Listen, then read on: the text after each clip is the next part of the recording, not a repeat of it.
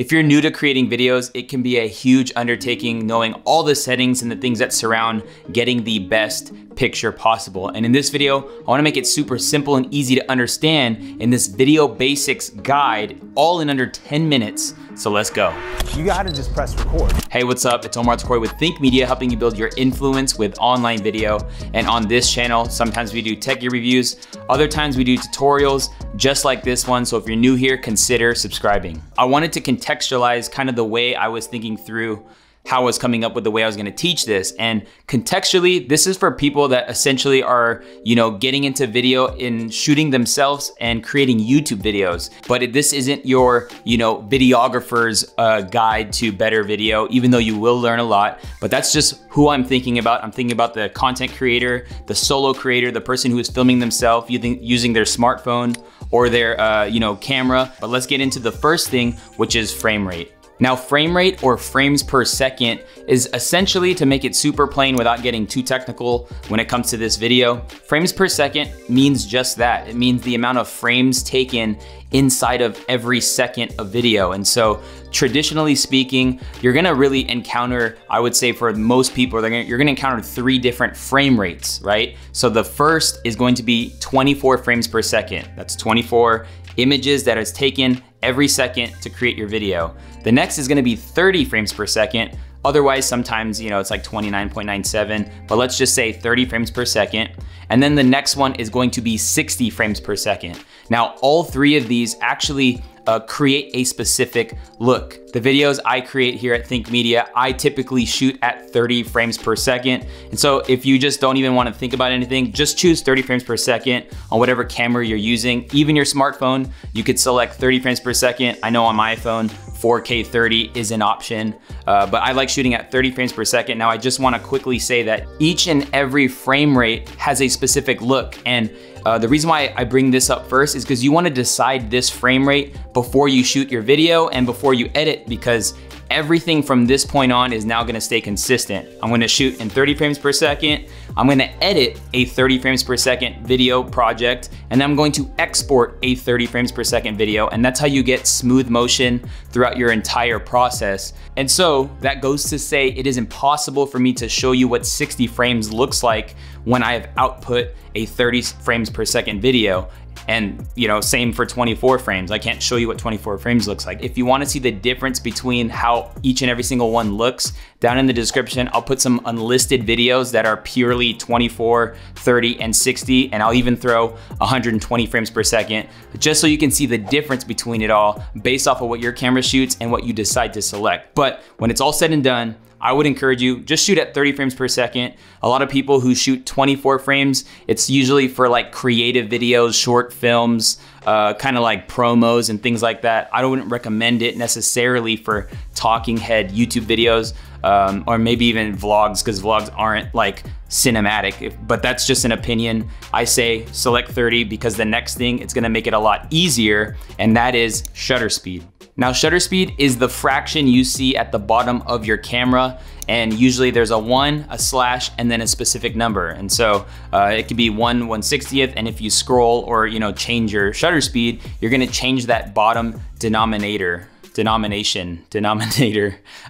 It's been so long since I went to school. It's not his fault he can't read. Anyway, that denominator will change. So with shutter speed, you wanna follow a rule and never forget this rule. It's called the double shutter rule. Simply put, you're going to double your frame rate to achieve your shutter speed number. So that denominator, if I'm shooting at 30 frames per second, then my shutter speed should be at 1/60th of a second.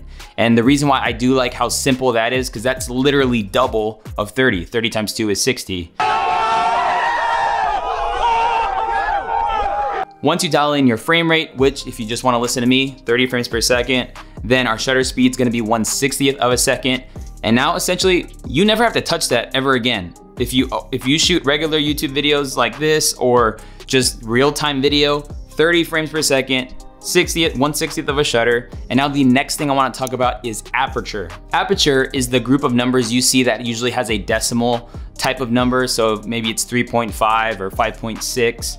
If you have what is called a fast lens, it allows you to get even lower numbers. So if you want to do like 1.8 or 2.8, you can do that if your lens allows you. Currently, my aperture right now is actually 2.2, and so I'm able to get this blurry background. And if you care about whatever gear I'm using, you can check out down in the description below, especially if you want to achieve a very similar look. But I'm using a lens that allows me to go as low as 1.4, but I think because of exposure and trying to get the lighting right, 2.2 works really well, and I don't need it to be all that blurry because I kind of want you to see the vibes going on in the back. And just so you know, it's the lens that gives you the look of your video. The resolution is, 4K or 1080, but when it comes to the look, you can have a blurry background with a 720p file because your aperture was low. So don't always think that it's the camera's resolution that's gonna create the look you want. It's usually gonna be the type of lens. Now, what's so cool about video that, I always wanna make it super streamlined and simple to communicate is that you never have to adjust everything I just mentioned. And that's the case if you don't plan on doing anything more than just real-time video. Now, if you do wanna learn how to get smooth slow motion, we have a video on that. You can bookmark it. I'll put it on the YouTube card and in the description below. Make sure you check that video out. For your traditional beginner YouTube kind of setup, you don't wanna mess with any of those things. And then now the next thing I wanna bring up is ISO. I think ISO is the easiest to explain because it doesn't really do anything other than either brighten your shot or darken your shot. So if your shot is fairly dark and maybe your settings are what I've talked about up to this point, then increasing your ISO will help brighten the shot.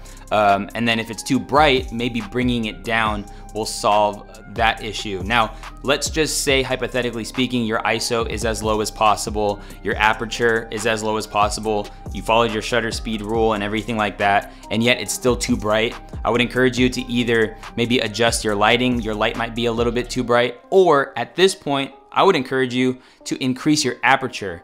Don't start cranking up your shutter speed to compensate for the brightness of the shot. Bring up your aperture to compensate for the brightness of the shot, or you can look into getting what is called an ND filter or a neutral density filter. Essentially put, it is sunglasses for your lens. But I would say you wouldn't necessarily have to do that. Just turn up your aperture if your ISO is as low as possible and yet it still looks too bright. Now, the next thing I wanna talk about is white balance. And many times cameras come and that's the letters you see, AWB, which stands for auto white balance. And although you could just leave your white balance at that setting, I don't think it's ideal. If you have locked in all the other stuff, might as well lock in your white balance. And so simply put, white balance is telling your camera what is white. And there's so many ways to actually dial in your white balance. We have a video on how to do that. You can just match the temperature of light that you are lighting yourself with the temperature in your camera, but we go a little bit deeper because there's so many ways you can set custom white balance and things like that. Just make sure you check out the description below for that video, but you wanna dial in your white balance. And for me, right now, I have a light that is set to 5,000 Kelvin, and then I have set my white balance in camera to 5,000 Kelvin, and now it matches. I have this daylight colored temperature and it all matches super good. And this is the color of my skin. This is what white looks like if this blue light wasn't on, but that's white, right there. Now, the last thing I want you to know about is focus mode and focus area. All this falls under the title of focus, but it's important to know that there are two things that work together to get the best autofocus as much as possible, and that is focus mode and focus area. Just to make it super simple, focus mode is the type of focus that's being used. You can have manual focus, you can have continuous focus. Canon would call their type of continuous focus servo, but all that to say, you wanna know your focus modes, and typically speaking, most cameras now have great, face tracking. You want it to be on continuous or servo and make sure that all that's enabled. Now, the next thing is focus area, which essentially is telling the camera how far you want them to be able to follow. So if my face is way over here, I want it to still have my face in focus, and no matter where my face is, and that's because my focus area is wide. It's the entire plane of what the camera can capture. And so you wanna know those two things when it comes to focus. Make sure you're on continuous or servo autofocus, as well as your focus area being wide so you're not missing your face or anything like that. When it comes to Canon, just You know, they have face tracking and just tap on servo. When it comes to Sony's, you can have your focus mode to continuous and then have your focus area to wide. So with my 10 minutes wrapping up, everything I mentioned in this video, if followed correctly, will get you to get the best looking video possible. Make sure you check out the links in the description. And something I didn't mention, a few things I didn't mention in this video is actually lighting and audio, which play a huge role when it comes to your overall video. And so we have 2 videos on that you can check out by clicking or tapping the screen. And I can't wait to see you in a future video. Peace.